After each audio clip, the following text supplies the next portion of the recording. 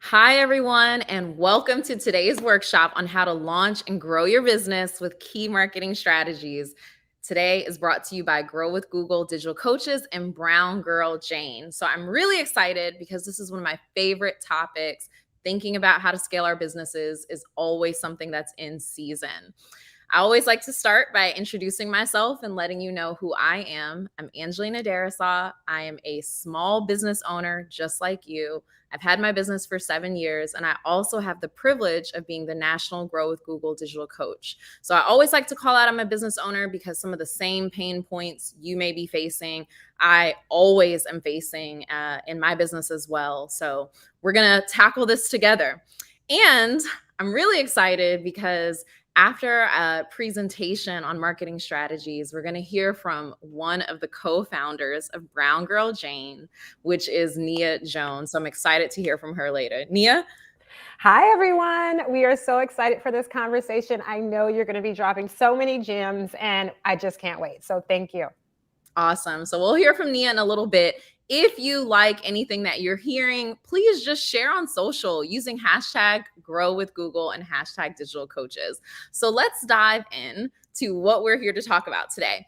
You are going to learn why marketing is so important. We'll talk about the marketing funnel and key aspects of the customer journey, how you can influence who does business with you through your marketing. We'll also talk about how to build awareness for your brand and, most importantly, conversion. You want to get those prospects to be actual customers.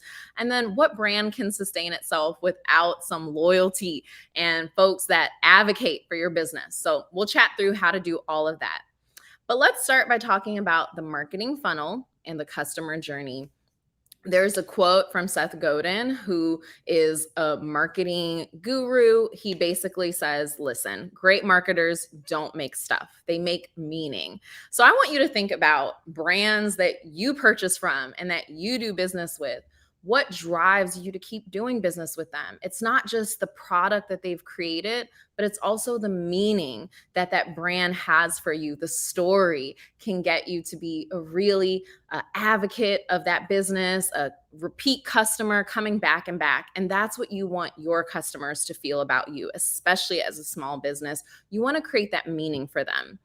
So let's talk about some founders who've done it. We're going to talk about Shalon and Sharika Winter, who are the founders of a DC-based business called TW Tote.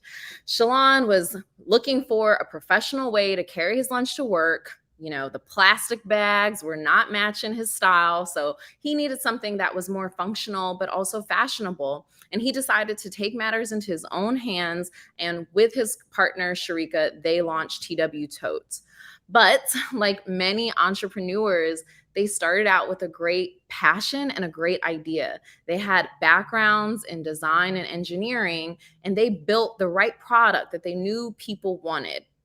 But most of their decisions when it came to marketing were based on gut, because while they were great at building the product, they're not marketers. And many of us aren't just organically marketers when we're launching a business. So they had to think about ways to make the marketing meaningful for their customers. And that's something that we all face when we're launching a new business.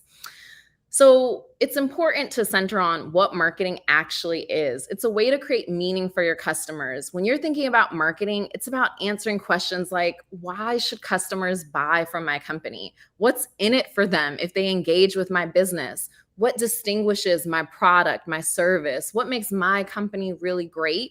Should they listen to my advice if I'm a service-based business? And also, what's the backstory? People care about who you are as a founder, and that's part of what may encourage them to do business with you. So when we think about storytelling, it's about creating that meaning. You want to make sure that your customers feel really good about their purchases from you, and you want to build relationships, develop trust with your customers so they want to buy from you and they trust your products.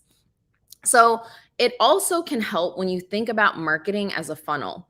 And so that means it's a process to take people who are unfamiliar with your products or services and drive them down the funnel to become paying customers. The first benefit of thinking of it this way is you're thinking about how your customer has a journey with you, how they build a relationship with you. So when you think of it that way, it's not just about let's try these random marketing tactics. It's more of let me build an experience when they connect with my brand. So the first phase of this is awareness, thinking about how they can know of me, who I am, maybe through word of mouth, they can hear about me. Maybe it's a Google search, maybe it's even an ad. Then you want them to go from not just knowing about who you are, but actually considering your brand. And then hopefully they'll actually convert into becoming paying customers. But then you need them to be loyal and come back and have those repeat purchases over and over again. So that is what we want to talk about today. So in this, you want to think about how you influence them at every stage and some key questions that you can ask. So let's dive in by talking about prospects and creating awareness. The customer journey always begins when someone has a problem and they're looking for a solution. They need something, they want something, they're looking for something. And so often they turn to a Google search. Awareness can be triggered through word of mouth. Maybe they've heard about you through someone else, advertising. But no matter how customers find you, they're likely going to want to learn more about you online. So I want you to be thinking about what right now, ask yourself, what does my online presence look like? And if customers are searching for me, can they find out more about me online and my business? So there are a couple things when you're thinking about reaching prospective customers you should consider. First, who needs your product? Who is your target customer? It's good to go narrow. Sometimes we want to serve everyone. When I started my business, I would take on any customer. And then I realized there's a saying, there's riches in the niches. The more narrow you get, the better you can serve your target audience. So think about it. Who is that customer that I want to reach? Then you want to think about how do I build a brand that sparks interest in people, right? And then finally, you have to get your business online. We are in the era where when people hear about your business, the first thing they're doing is coming to search and they're trying to figure out all that they can to see if you're credible, if you're good at what you do. So when it comes to identifying your customers, a couple things you can think about is how to segment them. You can ask yourself questions about what's the demographic information of folks that might be interested in my business. That can include things like their age, their gender, their religion, their ethnicity, income, education level. All of that is really important because it'll help you pick the right marketing channels to reach this ideal customer for you. You also want to think about their values, their lifestyle, their personality, where they're located, and what their day-to-day is like. What is their behavior like? So now that you've identified your customers, we got to go back to branding your business. And branding is more than just picking out the logo that looks good.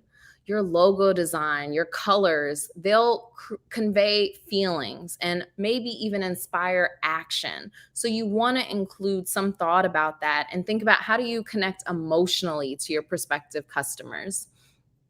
And then the tone, the messaging of your brand, your voice, that can be something else that inspires a conversation with your prospective customers.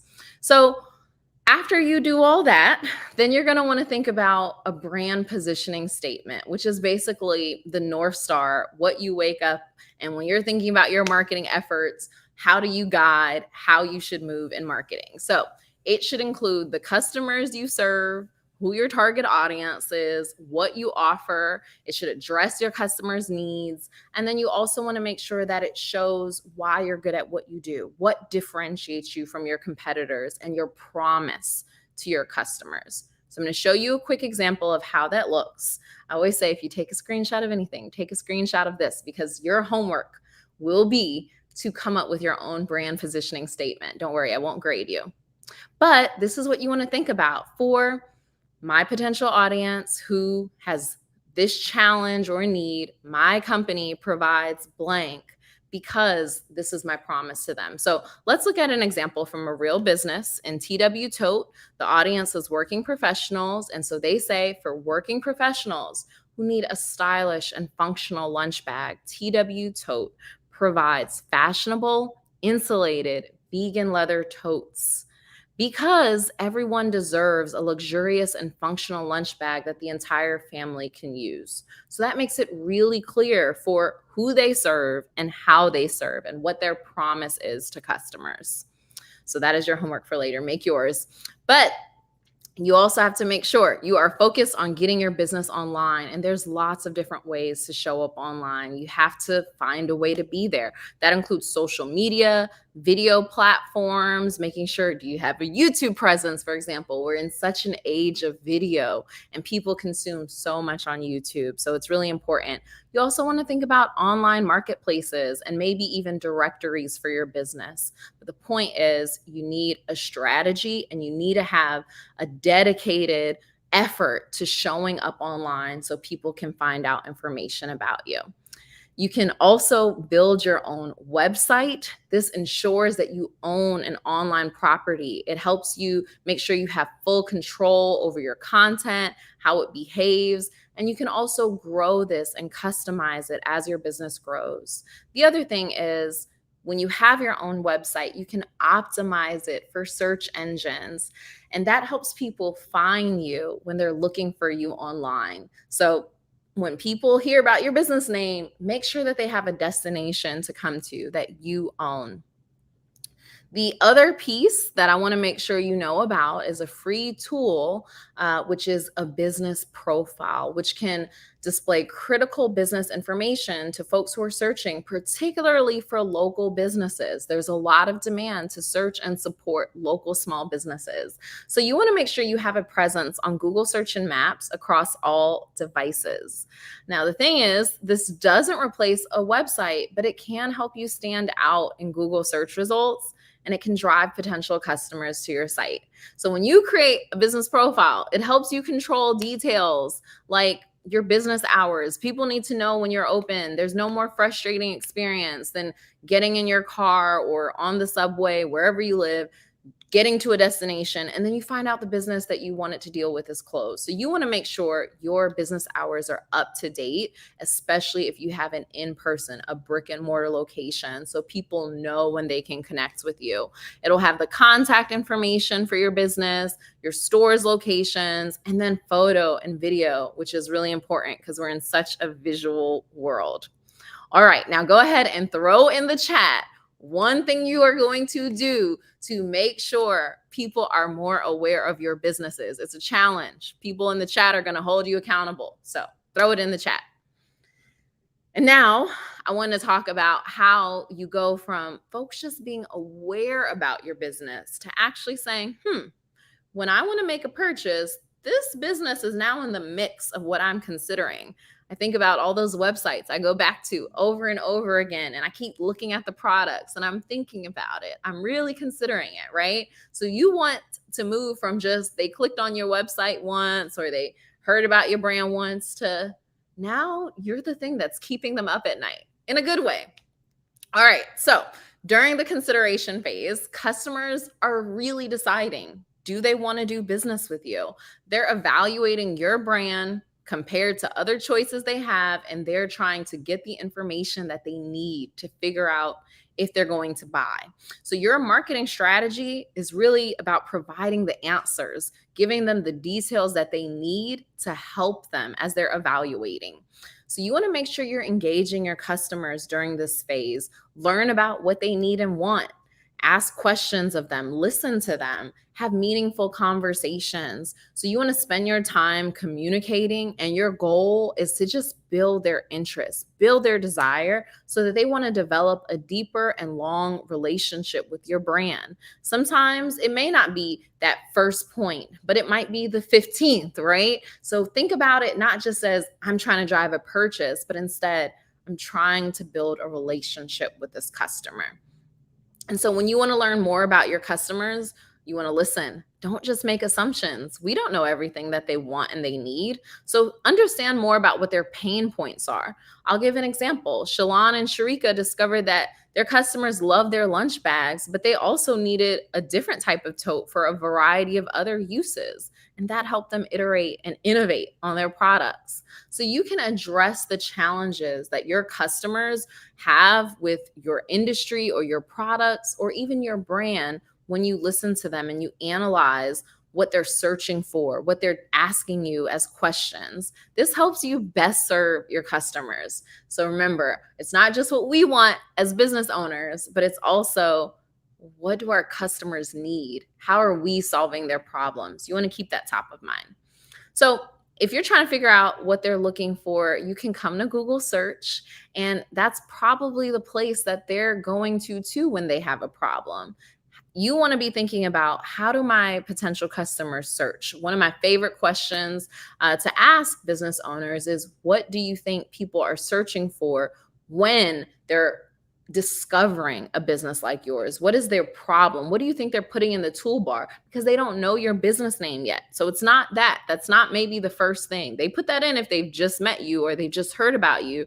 But when they have a pain point, they're putting in, how do I solve the pain point? Or I'm looking for X, right? So, for example, searches by TW Totes customers might be around fashionable work bags. They might want style tips and ways to show up at work looking stylish. These search terms become the keywords and the keyword phrases that should be used throughout your marketing so that your business comes up in search when folks are searching for these things. Most small businesses should have at least 5 and up to even 30 keywords or phrases that they know their customers use to search for their products and their expertise. So I want to know in the chat, what keywords have you identified for your business? Put some keywords in the chat. We're checking. Okay, good.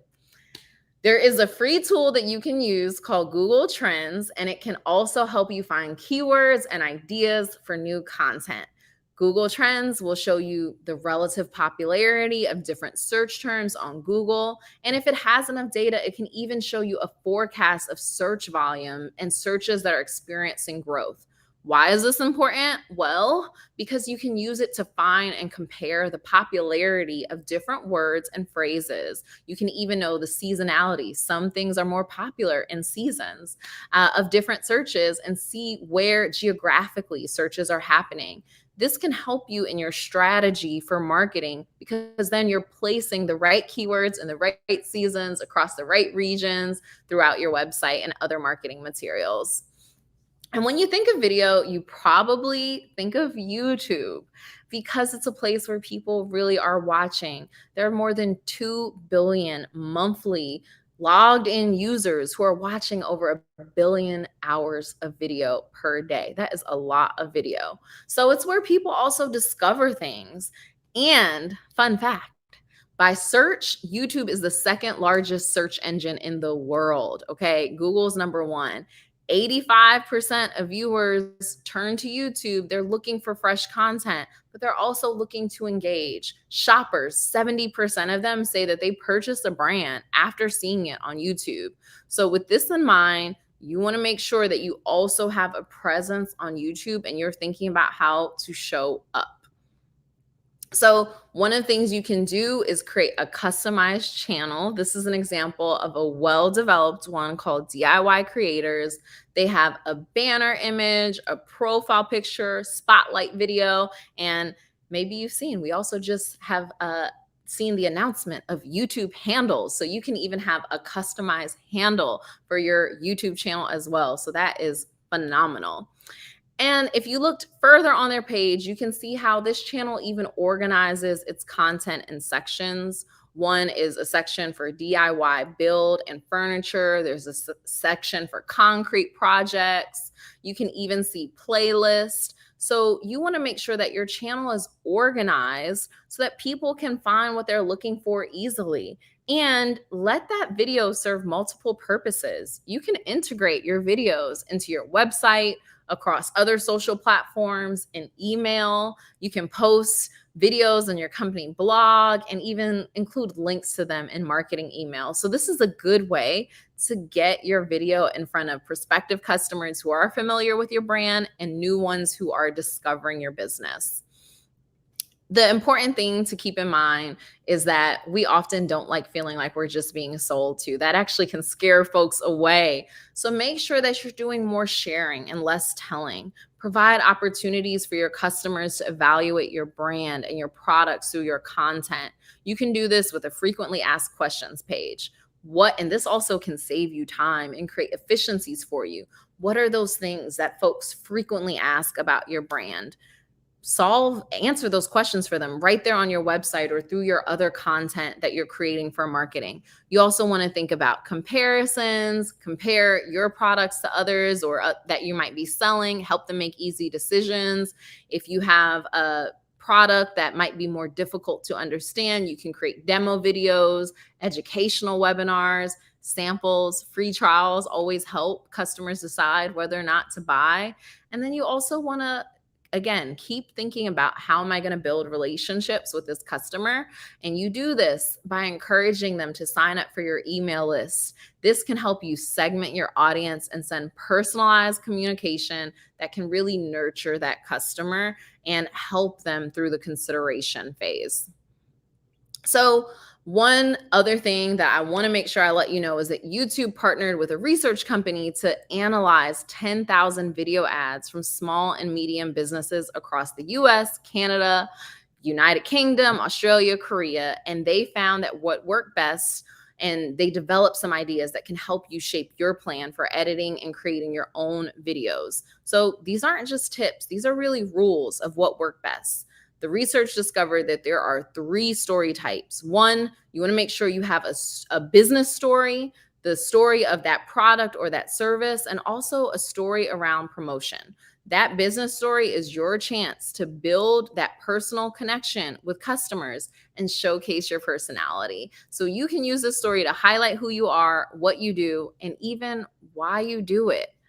The next story is that product story or that service story if you have a service-based business. And you want to think of this as the story of you.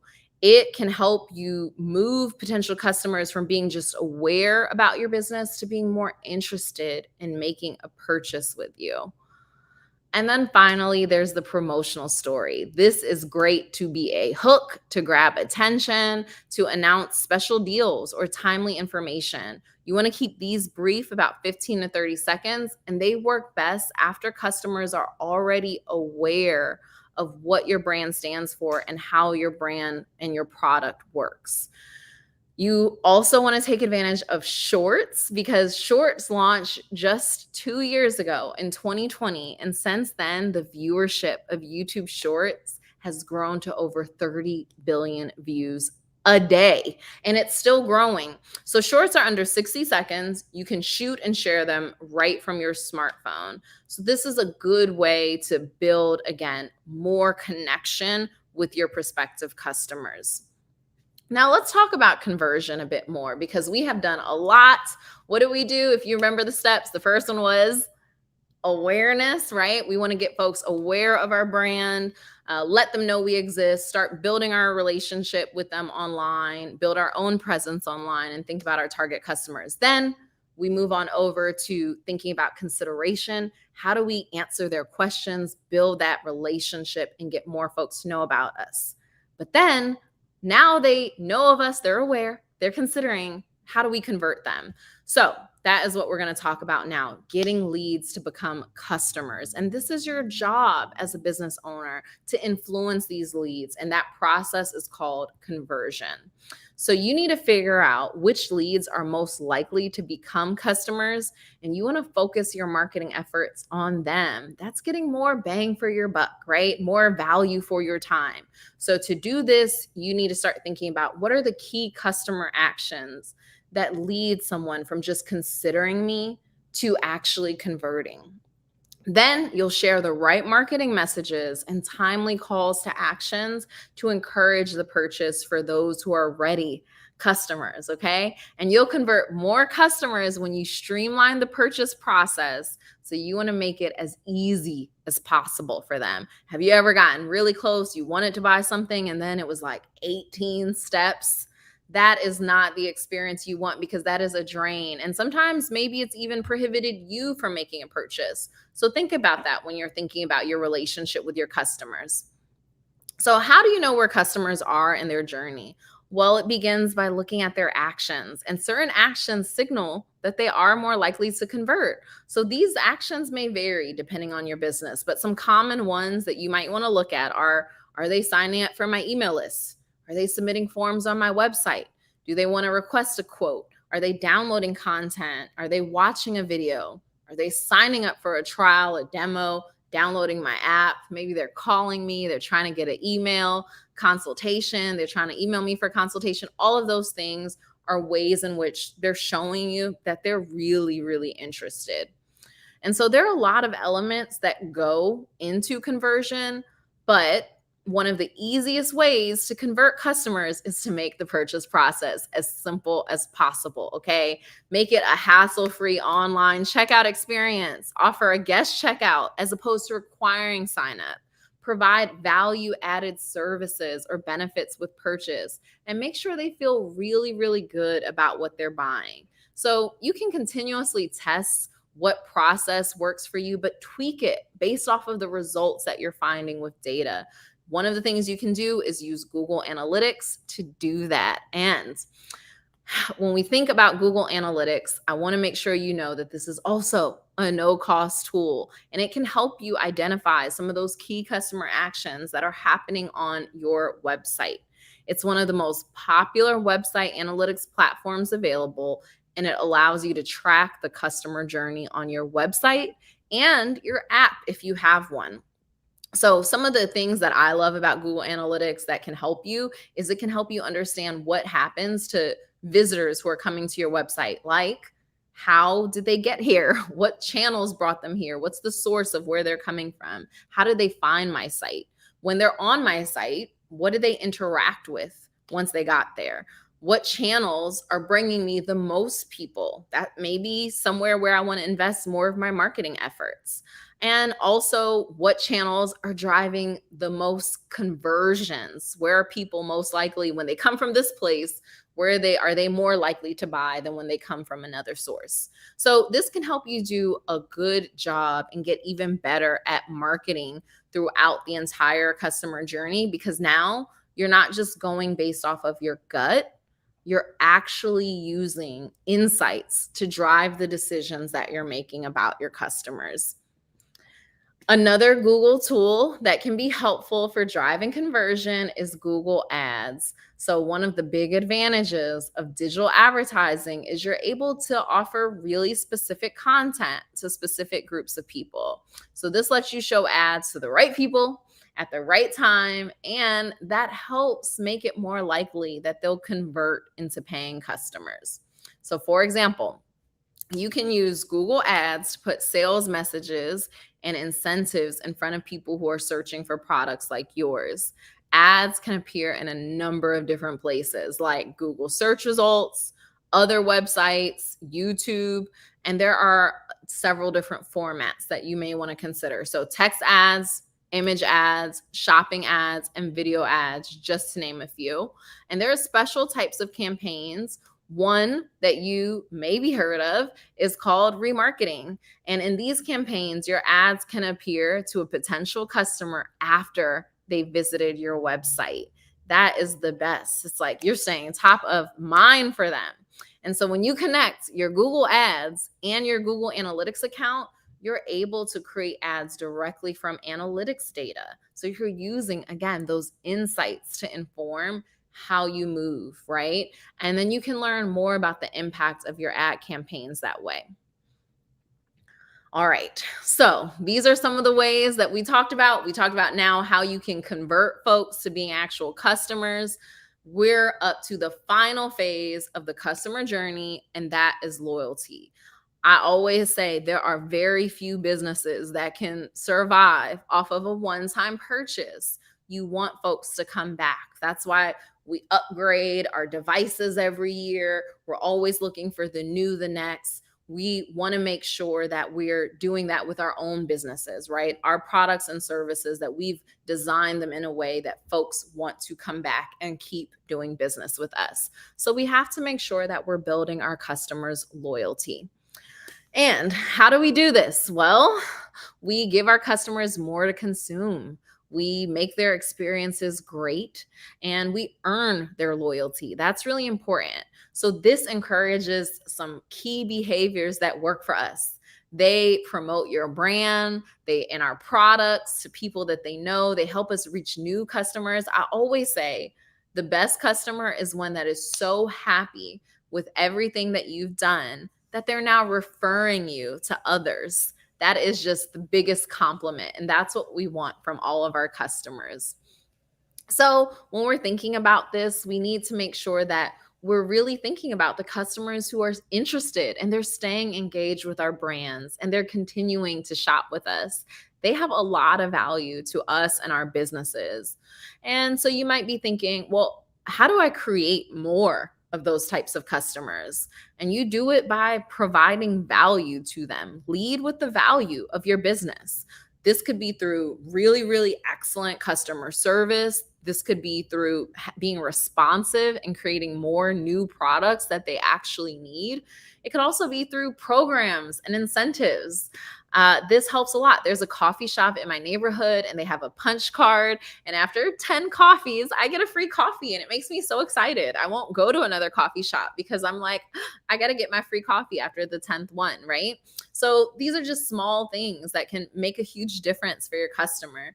But ultimately, it's about keeping your customers happy, engaged, and buying from you. And when they're happy, they want to shout it from the rooftops. They want to tell other people about the great experience they've had with your business. So you can also encourage them to do this with some really good focus marketing.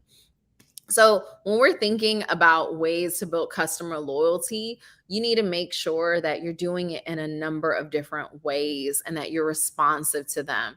A couple of reminders though, if they're not having good experiences, if the checkout process is terrible, or if they didn't get the help with a product that they need, it's going to be hard to turn them into brand advocates. So make sure your process is on point. Make sure you're providing them with answers that they need and that you're giving them value. And then focus on deepening your relationship. Get to know them, talk to them, let them get to know you, share your story in your marketing emails and across your social campaigns, right? And so you can do this by staying in touch with any of the channels that work for you and your business. But you want to also make sure you're providing top-notch customer service. Give them the help they need, answer their questions, and make them feel really good about their interactions with you.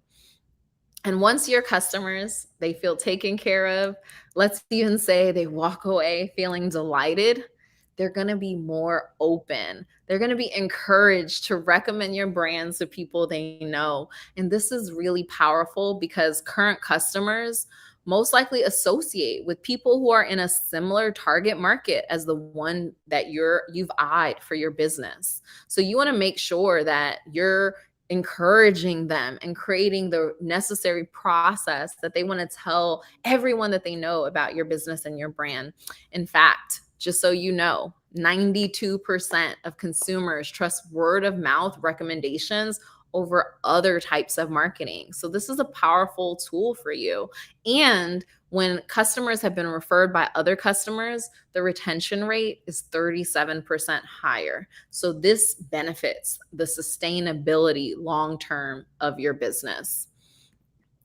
So, who can be an advocate? Well, there are a couple different advocates for your business that you can be thinking of, and it's not just your customers. Your employees, your partners, your vendors are also great advocates or great potential advocates for your business. So, how do you get them to be happy? You need to think about the experience every step of the way of everyone who's working with you. You can even think about engaging paid influencers and affiliates. They can be advocates as well, and other affiliates. So folks who are in your industry who have a large reach or maybe a lot of traffic on their website, you can think about even creating a program for them where maybe they get a percentage of purchases that they've done with your business. So lots of great ways to build advocacy in your business. Now, we have talked about a lot. Thank you for bearing with me. We have more to talk about though, so hang tight. But I always like to challenge anyone who attends a workshop to think about one action item or one takeaway that they're going to immediately put into play to grow their business. There are a lot of different things that you can do. First, I want you to put in the chat of the 4 stages we talked about. So remember, awareness, consideration, and then conversion, and then building customer loyalty and advocates. where's one area that you want to focus on more for your business? Go ahead and put it in the chat. And now that you've picked the area you want to focus on, what's one thing you're going to do to improve your marketing efforts in that area? You can write it down, you can put it on social, hashtag grow with Google, or you can even put it in the chat. We want to hear from you. But there is a lot to do. And it's also important to just make sure you remember some of these key tools, spend time listening to your prospective customers, learning about them, really look at it as building a relationship. In that consideration phase, listen to their needs, provide them with answers. And then in the last two phases, making sure your marketing is really focused on what are those key actions that are going to drive someone from just being a lead to actually being a paying customer. And then how do I keep that customer happy? How do I get them to be an advocate and do some of this marketing work for me so I have less on my plate, right? You get them to be loyal and advocates and refer other folks to your business. So make sure you've thought about what tactic you're going to use of everything we've discussed. And of course, we want to hear from you. If you enjoy video lessons like these, make sure you stay subscribed or subscribe if you haven't already to the Grow with Google YouTube channel. It's right where you are right now, youtube.com/c/grow with Google. And there is a new video every Thursday covering topics that can help you grow skills, your career, and your business. So I want to thank you for the time you spent joining with me today. But we also need to hear from another business owner who really has, in just 2.5 years, put all of these tactics and more into action. So I'm really excited that I am able to bring back to the front Nia Jones, who is the co-founder of Brown Girl Jane, part of the reason why we're here today. So Nia, excited to kick it over to you. So exciting. Thank you so much, Angelina. I knew it was going to be good, but just hearing all of those points as a small business owner, I just like, yep, check. I mean, those are so important, that you're conscious of. So thank you. Hi, everyone. I think I may know some of you. For those who don't know who I am, my name is Nia Jones. I am one of the co-founders of Brown Girl Jane. Brown Girl Jane is a beauty and wellness company that centers the needs of women of color. And we do that through innovative products that help you boost your mood and reduce stress. And of course, as a small business founder, I founded Brown Girl Jane with my two amazing co-founders, Malika Jones, who is the CEO of Brown Girl Jane, and Ty Beauchamp, who is our Chief Marketing Officer. And we're a little over, 2 years now. And, excited to share, Angelina. I know you may have some questions, and we're going to get to the chat questions, kind of share my journey and how we got started. But, marketing is key. So, I'm so happy to have this discussion with you today and with you, you guys on the line. So let's get to it. Yes, absolutely. Every time I think about this customer journey, I'm always giving myself a new challenge to try something differently. So excited to hear about what you've tried and what's been working, because Brown Girl Jane has had incredible success. And so tell me just quickly, how did you and your co-founders decide to start the company, and what is the brand doing to meet a core customer need?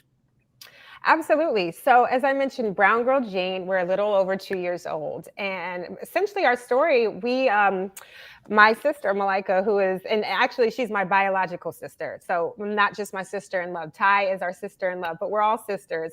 And she really, a few years ago, after the birth of her third child, suffered a spinal injury. And the doctors kind of kept throwing all the pharmaceutical medicine at her. And she was like, wait a minute, no, there has to be a better way. And through that, she started researching plant-based remedies. And so she kind of was, just blown away through her research and tapped myself. I at the time had 2 young boys. I now have 3 young boys, all age 5 and under.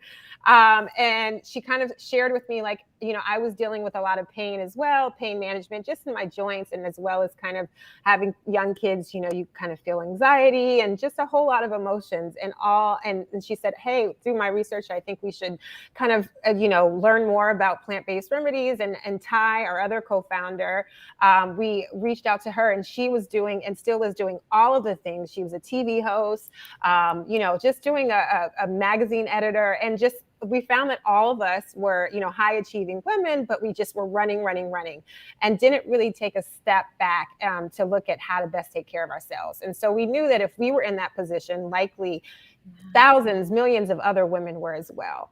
And so we really set out to disrupt the business of wellness and beauty and change what that looked like. And we wanted to, I heard you, kind of talk about who is your audience. And that's so important.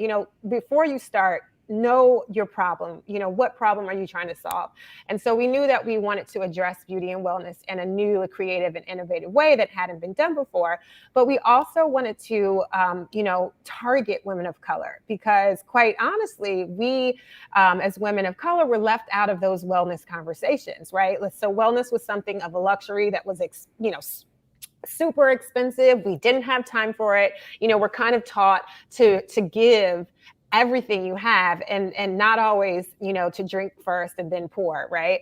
So basically, we really thought it was important to share the research that we learned and create products that, really integrated that really worked for women that were doing all of the things, whatever your story is. You can be a mom, you can be a business owner, you can do all of those things at once. But we just really wanted to disrupt the market, make a loud statement, and address a pain point that we were dealing with around our own health, our own wellness, and our own beauty concerns, because we really set at the intersection of all of those things, and integrate products that help you stress less and, really boost your mood. And so, we're really humbled that we have gotten this far, and we're going to keep going. That is a story. So when we kicked off that presentation, we talked about the power of creating meaning. And there's so much meaning behind what you shared. And that probably speaks to why you've had so many accolades and awards. But tell us a little bit about what have been some of the biggest business and brand challenges, and how have you been overcoming them? Right. I think, whoa, that's a great question. I think who doesn't have like challenges, right? Whether your business is big, whether it's small. I think that, your problems and challenges can change, but I think, we launched kind of like right when COVID was becoming a thing, right? And so we had, our business plan, this is where we're going to go, this is what we're going to do, and then the world shut down, right? So when that happened, we knew that, well, two things. We knew that people were hopefully going to address their wellness in a new way and put it forefront, but it also meant that we had to change how we were reaching out to customers, right? So one challenge obviously was we had some amazing events that we had planned to do in person. We couldn't do those. And so I think one of the challenges is just learning the power of the pivot, right? And so things are going to come up where you have your business plan and something outside of your control, whether it's supply chain management, that's a big one. Who hasn't maybe had some issues there? But things are going to come up. And so you have to learn how to pivot. And so what that meant for us, more to give you kind of a specific example was, when we launched, I mentioned at the start of COVID, really addressing how we were going to reach out to our customers in a different way. So instead of having, these in-person events, which were planned, creating online content that went beyond just our collection, because we do consider ourselves a community, not just a business, a tribe, and really creating content that would speak specifically to those who we were trying to reach in their homes, right? Because people weren't traveling. And that's still true today. I mean, the world, we back outside, but not all the way, maybe 80%. So, you still have to think about pivoting and creating new ways to reach your customers. So that was a challenge, and what that meant for us, and amazing, it's amazing to have co-founders where, you can kind of bounce things off of each other and try different things and so like that. But, being flexible with your business plan and realizing that if you can't do something in person, what can I create that can go beyond, just person to person, in the flesh. And so, one of the things that we do a You Good Sis that is led by one of my amazing co-founders, Ty, who I mentioned before. But that's a weekly show where we're just talking to our customers, not just selling, because as you mentioned, people don't want to be sold to, and that's not who we are anyway. We want to bring people in as a community and a collection, because the truth of the matter is we're all experiencing the same things, right? Everybody may experience anxiety at some points. Everybody may experience kind of stress. Your mood may not be so great at certain points. And so having conversations, not about, just about what our products, because they are amazing, but not just about, what they can do to help, but also like how to help each other. So creating a community, creating a village that can transcend just your product, for us has been amazing. We've done that through also our summit that we have, our Black Beauty and Wellness Summit that we hold annually, but really pivoting and realizing, okay, what does my customer need? They need to be kind of just, let's just reach out and let each other know we're here, creating content that can address that need, and just learning how, addressing, I say like maybe quarterly, monthly, what are, because things change. Sometimes they may need this, sometimes they may need something else. And really, making sure that you have an ear to your customers, that you're listening to your customers, because you are nothing with, and we don't even call them our customers, actually, we say our tribe members, but making sure that you are listening to your tribe and pivoting when necessary. And I will say the part of the beauty of being a small business is that you're able to be a bit more flexible. When you're a smaller team, you can kind of just go a lot more quickly than perhaps if you were a larger company. So that has worked well for us also. But there's always going to be challenges. It's just about making sure that you don't gloss over them, addressing them, and pivoting, as best as you can. There were like at least 8 gems in there.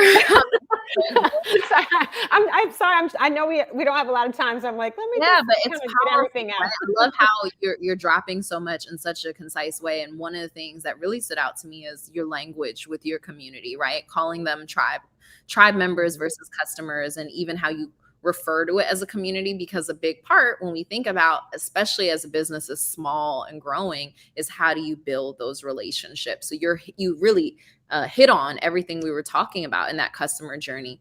And I love some of the tactics that you shared. I want to dive in deeper. Which digital tools and marketing tactics have you used to reach audiences across that customer journey that we spoke about today? Consideration, awareness, consideration, that conversion to purchase, and then also loyalty. Yeah, absolutely. And I think I wrote them down because I don't want to miss anything. But I think in terms of, marketing, Klaviyo is a great one. Obviously, Google Analytics. Google, let me just say, is just kind of has something for everything. So there's a few, as you've kind of hit on the Google kind of, tech side a bit, but certainly marketing and, Klaviyo is a big one. I will also say, don't feel, as a small business owner, you may kind of feel like you have to have like 1,200 different apps when you first start. As Angelina mentioned before, focus on what your core need is, and then just kind of start there and then go. Don't feel like you have to have 1,000 applications or marketing tools when you first start. You may eventually need 1,000 or whatever, how many you need, but don't feel like you have to, start there. Kind of address kind of what your immediate need is, assess that, and then grow.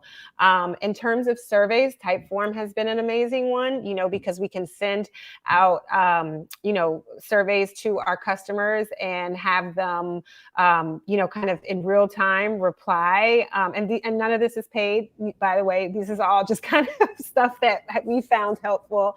And so you can, send surveys to them.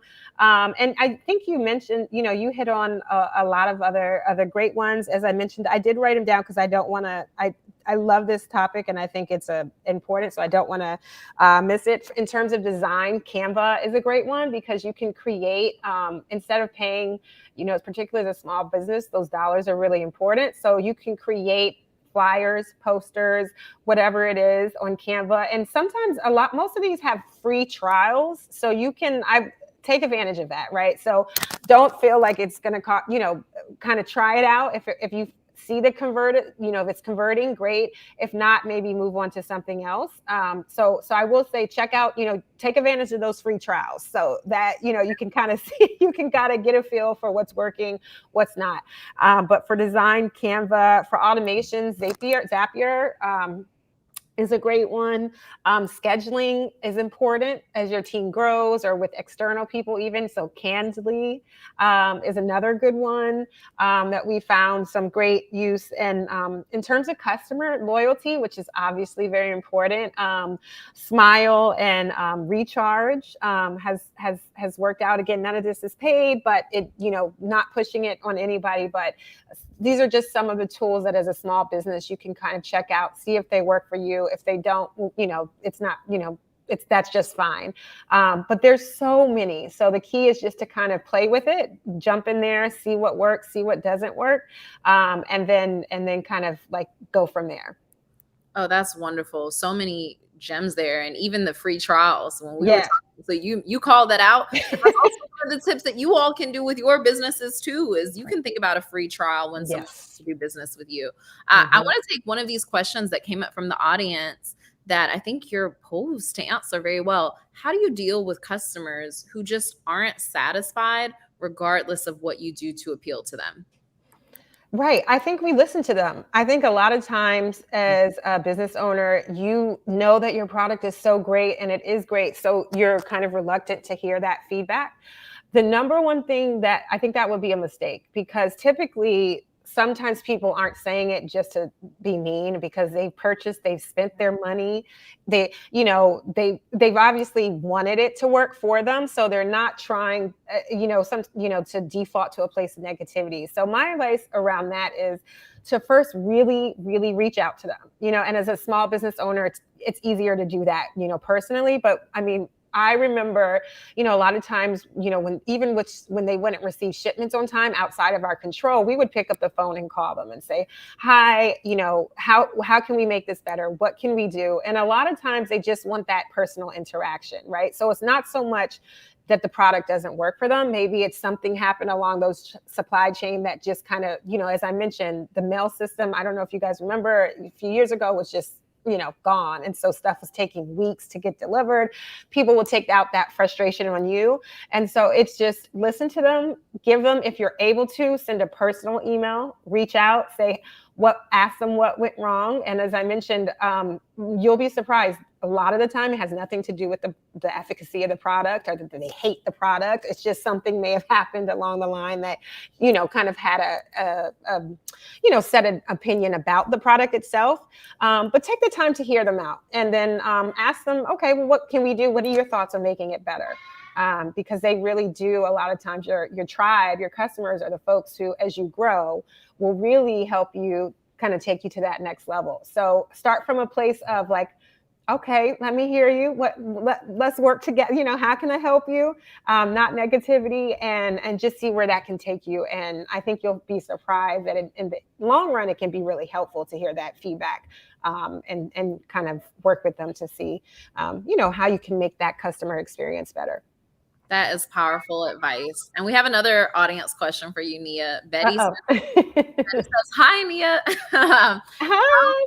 How were you able to get Brown Girl Jane sold at Nordstrom?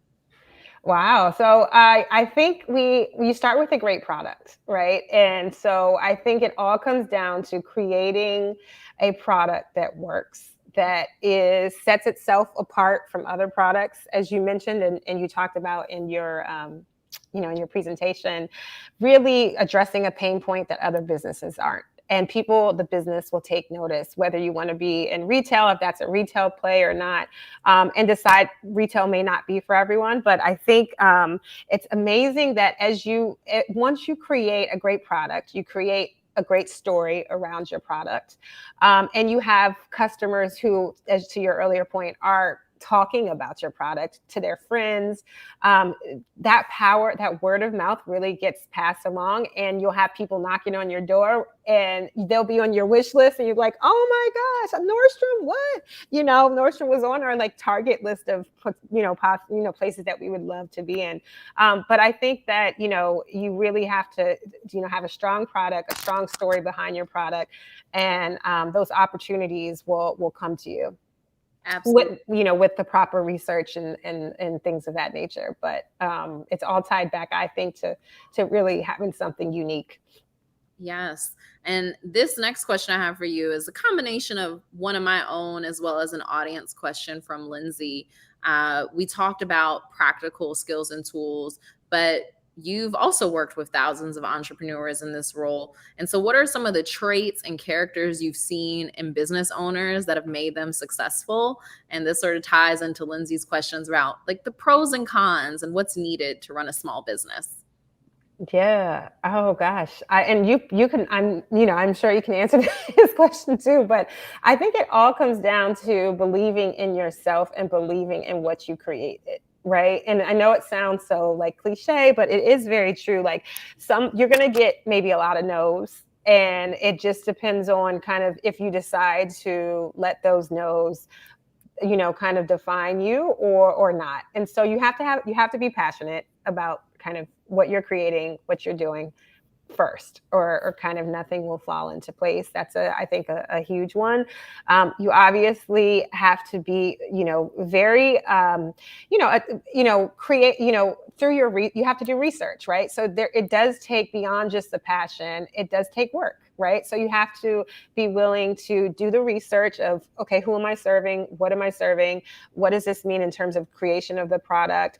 All of that really takes time, takes research. We spent years before we actually launched kind of researching plant-based products, what works to help your mood, to help your stress, right? So it wasn't just like an overnight, oh, we want to create Brown Girl Jane because it's fun to do. Like, you have to do your research, right? And so the people that are successful have done that because they know that there's a need for that in the marketplace, right? They know that if I invent something, it's actually, going to be helpful to someone, and it's going to be, hopefully successful because I've done my research. I've seen the numbers of what is, what's selling, what do people not, kind of all of those pain points you have to really do. So, research is a big part of it. And then understanding what you do know and what you don't know. So that could mean creating a team. I mentioned I have, a team of amazing co-founders, and it's good we don't all know the same things. So if you're a solo entrepreneur, it's about, talking or,